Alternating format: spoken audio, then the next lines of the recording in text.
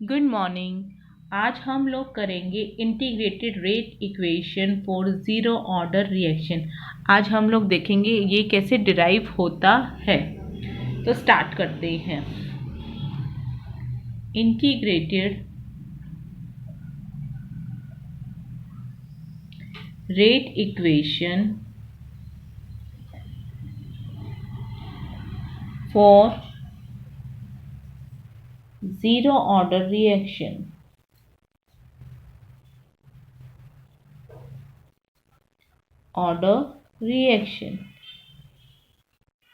बच्चों, नाम से ही पता चल रहा है इंटीग्रेटेड मीन्स यहाँ पर हम इंटीग्रेशन की हेल्प से इसको ड्राइव करेंगे। ओके, चलिए एक हम जनरल रिएक्शन कंसीडर कर लेते हैं। Consider the general reaction. कोई भी रिएक्शन आप अगर आपको एक्स से करना है एक्स लेके काम कर सकते हो, ए से लेके काम करना है ए से काम कर सकते हो। कोई भी आप अल्फ़ाबेट चूज करके काम कर सकते हो। मैंने ले लिया ए। हमारे पास ए कोई भी रिएक्टेंट है, उससे हमें क्या बन रहा है, प्रोडक्ट्स। क्या बन रहा है, प्रोडक्ट। अब आप लोगों को पता है जब भी हम किसी का रेट लिखते हैं तो कैसे लिखते हैं, माइनस। क्यों माइनस साइन, ये किसके लिए, डिसअपियरेंस के लिए। ओके, क्योंकि जो हमारा रिएक्टेंट होता है वो डिसअपियर होता है और प्रोडक्ट क्या होता है, वो फॉर्मेशन होती है उसकी, इसलिए हम माइनस साइन यहाँ पर लगाते हैं। Minus sign of D concentration of A upon D T.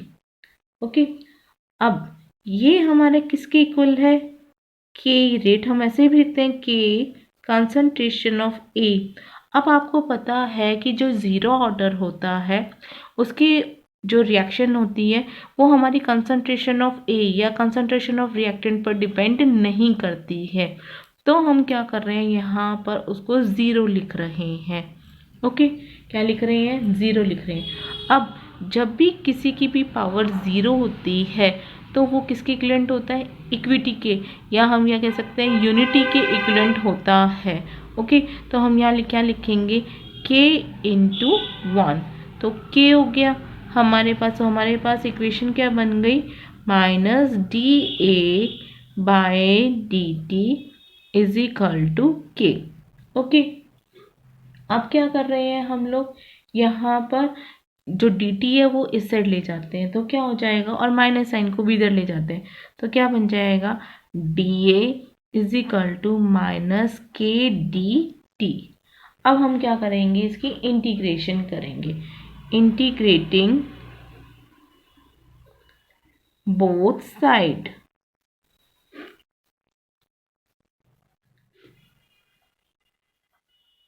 Okay, तो क्या हो जाएगा हमारा, डीए का क्या होता है इंटीग्रेशन, ए, के हमारा कांस्टेंट है तो ये हमारा बाहर, dt का इंटीग्रेशन क्या होता है, t, तो ये हमारी वैल्यू आ गई प्लस आई।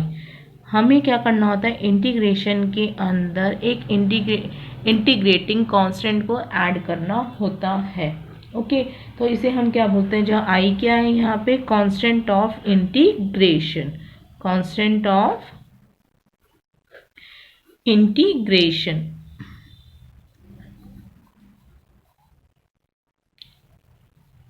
नाउ हम लोगों को क्या करना है, now we have to find out the value of I, कि आई क्या है। हमें क्या करना है, इनिशियल कंडीशंस लेनी होती है इसके लिए। तो हम क्या लेंगे, स्टार्टिंग में हमारा क्या होगा, जो टाइम होगा वो ज़ीरो होगा।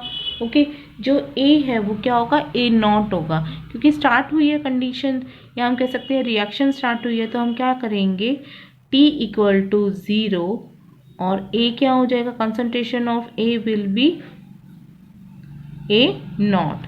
तो इसको आप इक्वेशन 1 मान लो, इसको इक्वेशन 2 मान लो। Put the values of equation 2 into 1 what we get, यहाँ पे रखिए ए की जगह क्या आ जाएगा, ए नॉट, और माइनस के इंटू ज़ीरो प्लस आई। तो आई की वैल्यू क्या आ गई हमारी यहाँ पर, ए नॉट। ये इक्वेशन नंबर 3 हो गई। अब क्या करेंगे हम, इक्वेशन नंबर 3 की जो वैल्यू है वो इक्वेशन नंबर 1 में पुट कर देंगे। Put the value of equation 3 into 1, तो हमारे पास क्या वैल्यू आ जाएगी, ए कंसंट्रेशन ऑफ ए माइनस के टी प्लस ए नॉट, ठीक है, प्लस ए नॉट। अब क्या करते हैं हम, जो ए वाली टर्म्स हैं वो एक तरफ ले लेते हैं। अगर मैं के टी को इधर ले जाऊं तो पॉजिटिव का हो जाएगा, तो K T is equal to concentration of A not minus A. Okay, तो अगर हमें के निकालना है तो हमारे पास क्या वैल्यू हो जाएगी, 1/t A not minus A. This is your integrated rate equation for zero order reaction. Okay, characteristic of reaction of zero order, देखिए मेनली इसकी दो कैरेक्टरिस्टिक होती हैं। Any reaction of zero order must ओबे equation, जो अभी हमें equation find out कर रही है, तो अगर वो ज़ीरो ऑर्डर की है तो वो उस रिएक्शन को फॉलो करनी चाहिए ही चाहिए। ओके, सेकंड है कि ये जो उसने कहा है, ये जो इक्वेशन है जो हमने फॉर्मूला ड्राइव किया है वो एक स्ट्रेट लाइन है। आप लोगों को पता होगा स्ट्रेट लाइन का फॉर्मूला होता है y is equal to M X plus C. हम लोग इसको इक्वेट करते हैं, देखिए y क्या हो गया हमारा a, और जो ये m होता है इसे क्या बोलते हैं, स्लोप। ओके, तो स्लोप ही के अकॉर्डिंग ही हमें काम करना होता है। तो m क्या हो गया यहाँ पे, एम एक्स किसके हमारे इक्वेट कर रहे हैं, माइनस के टी से, तो m की वैल्यू क्या आ गई, माइनस के, और जो इंटरसेप्ट होता है वो क्या है हमारे पास, ए नॉट। जो c होता है उसे हम क्या बोलते हैं, इंटरसेप्ट बोलते हैं, और ये क्या है, ए नॉट। तो अगर हम इसका ग्राफ बनाते हैं तो हमारा कैसे बनेगा, ये time t and this one is concentration, क्योंकि कंसंट्रेशन के वर्सेस हम बना रहे हैं कंसंट्रेशन ए। ओके, कंसंट्रेशन ए, जो ए नॉट है आपको पता है, जो ए नॉट है वो हमारा रिएक्टेंट होता है, स्टार्टिंग वाली टर्म होती है, तो वो क्या करेगी, अगर प्रोडक्ट बन रहा है तो वो डिक्रीज करेगी, तो हमारी जो लाइन होती है वो स्ट्रेट लाइन बनती है पर एक डिक्रीजिंग ऑर्डर में, किसमें, एक डिक्रीजिंग ऑर्डर में वो बनती है। तो हम यहाँ स्लोप क्या लिख सकते हैं, स्लोप क्या है हमारा, slope of the line, slope of the line हमारा क्या हो जाएगा, माइनस के। ओके, मैंने आपको स्टार्टिंग में बताया था कि जो रेट है हमारा ज़ीरो ऑर्डर का वो इंडिपेंडेंट होता है कंसंट्रेशन के। हम क्या लिख सकते हैं, rate is independent of concentration, क्योंकि कंसंट्रेशन के हमारे इंडिपेंडेंट था, वो तो अदर फैक्टर्स पर डिपेंड करता है, जैसे लाइट हो गई, टेम्परेचर हो गया, इन सब चीज़ों पर वो डिपेंड करता है। अगर हम यहाँ पर ग्राफ बनाते हैं, रेट वर्सेस कंसंट्रेशन का बनाते हैं, तो वो कैसा बनेगा, पैरेलल, क्योंकि वो डिपेंड ही नहीं कर रहा है, तो हमारा क्या बनेगा, वो एक पैरेलल लाइन वो हम बनाएंगे। यहाँ पर क्या है, मैंने क्या ले लिया, कंसंट्रेशन ले लिए, यहाँ पे क्या ले लिया, रेट ले लिया। अब जब रेट इसके ऊपर डिपेंड ही नहीं करता है तो हमारी लाइन कैसी बनेगी, एक पैरेलल लाइन हमारी यहाँ पर जितने भी नंबर्स पे हम प्लॉट करेंगे वो हमेशा कैसी बनेगी, एक पैरेलल बनेगी।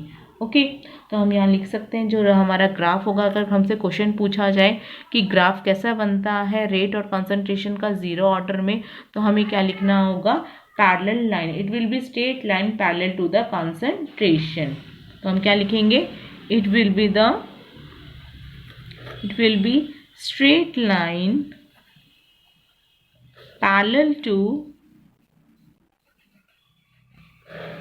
concentration axis, जो हमारी कंसंट्रेशन एक्सिस है उसके वो पैरेलल हमारी एक लाइन, स्ट्रेट लाइन बनेगी। ओके, नाउ अब हम लोग देखेंगे इसका हाफ लाइफ कैसे निकलता है। देखो बच्चों, हाफ लाइफ क्या होता है, कोई भी हमारे पास एटम है या कोई भी पार्टिकल है, एलिमेंट है, हर चीज़ की अपनी एक लाइफ टाइम होता है। कि हमने कह दिया कि एग्जांपल ले लिया है कि ये चलो ह्यूमन की हम लाइफ मान लेते हैं कि 100 ईयर्स है, ठीक है, तो वो तो टोटल थी।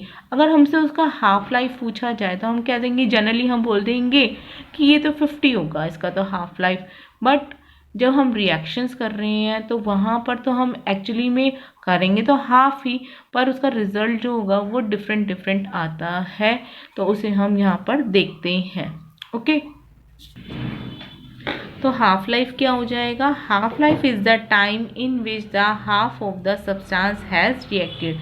कि ऐसा टाइम जब हमारा जो सब्सटेंस है वो हमारा हाफ कंज्यूम हो चुका है। तो हम क्या लिख सकते हैं, जो हमारा ए है वो क्या हो गया, जो हमारा इनिशियल जो रिएक्टेंट था उसका हाफ हो चुका है, हमें ये हाफ मिल चुका है, और जो टाइम है वो भी हमारा क्या हो चुका है, हाफ हो चुका है।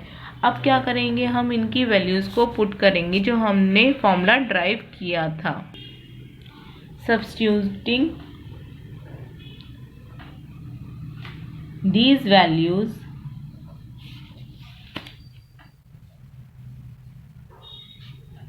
in equation 4, okay. इक्वेशन 4 हमारे पास क्या था, k इक्वल टू 1/t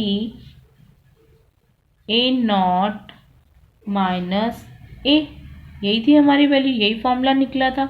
अब हमें क्या करना है, t निकालना है, तो हम यहाँ पर रख देते हैं t की वैल्यू क्या हो गई, t half equal to 1/k।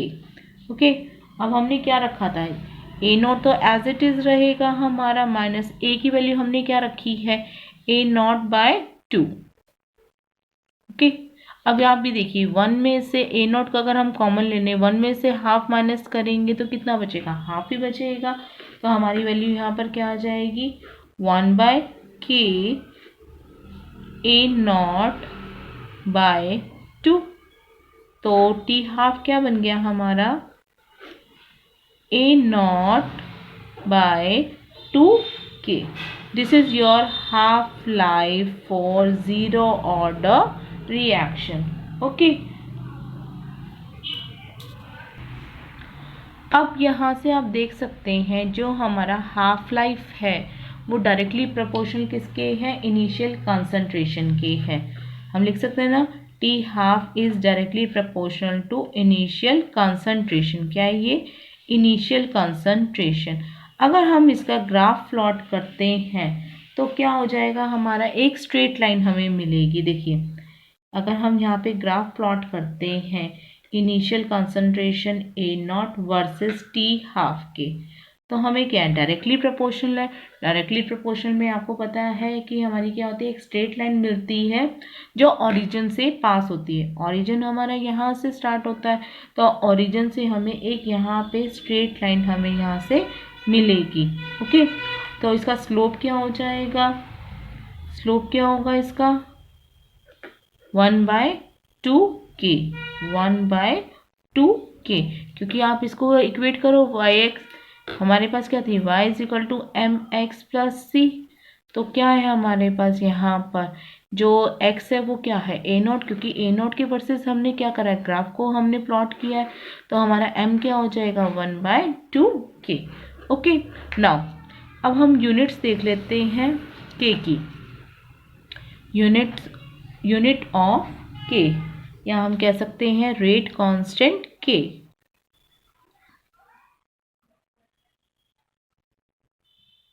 अब जो हमारी इक्वेशन नंबर 4 थी वहां से आपको क्या पता चल रहा है, जो k है वो क्या आ रहा है हमारा, मोलर। देखो ये पूरी की पूरी मोलर कंसंट्रेशन टर्म है अपॉन टाइम, तो हम क्या लिख सकते हैं, मोलर कंसंट्रेशन अपॉन टाइम।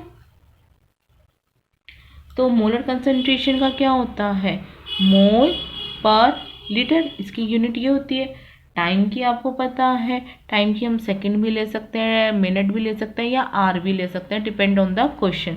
तो हम यहाँ पे इसको सिर्फ टाइम ही लिख देंगे। तो ओवरऑल हमारी के का जो यूनिट थी वो क्या बन गई, मोल पर लीटर पर टाइम। ओके, होप सो आपको ये वीडियो पसंद आई होगी। प्लीज़ शेयर कीजिएगा और लाइक भी कीजिएगा। Thank you.